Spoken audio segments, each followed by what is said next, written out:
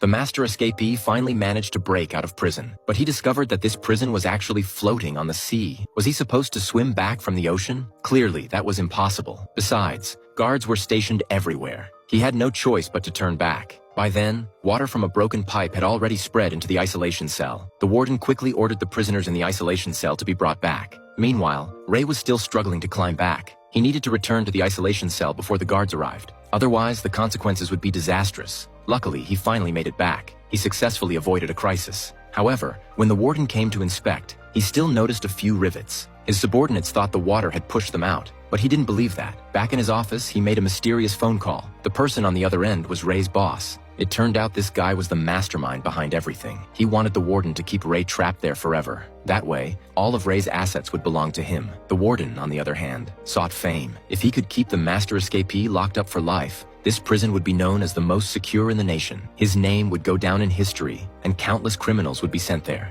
To prevent Ray from escaping again, the best strategy was to leave him no energy to plan. So every night at bedtime, the warden had the guards constantly bang on the iron bars, keeping Ray from sleeping peacefully. If he even felt drowsy, the guards would come and beat him viciously. After days of relentless torment, Ray could barely stand, let alone do anything else. His cellmate Victor kept encouraging him, telling him to stay strong. Ray, of course, wasn't about to be defeated. Meanwhile, his teammates finally tracked his location. He was in a prison at sea. To escape, Ray needed to know the cargo ship's current position. He knew the doctor at the hospital was sympathetic. Ray had asked him about this before. Unfortunately, a guard was standing nearby. So Ray decided to try again. He had Victor deliberately injure him, so he would be sent to the hospital for treatment. Faced with Ray's questions, the doctor was hesitant. Revealing anything could cost him his life. Ray had no choice but to devise another plan. He had Victor secretly bring him a pen. Then he said he also needed the glasses from the guy behind him. The next day, Victor brought the glasses. But the person who had the glasses seemed a bit reluctant. Ray intended to use these tools to make a sextant to calculate directions. At that moment, a guard in the monitoring room sensed something was off. They noticed the two seemed to be plotting something. Soon, a nearby guard received orders to immediately arrest Ray. Fortunately, Victor had hidden the sextant in time. Ray was put in solitary confinement. The warden forbade him from leaving or speaking to anyone. He had to eat, drink, and sleep there.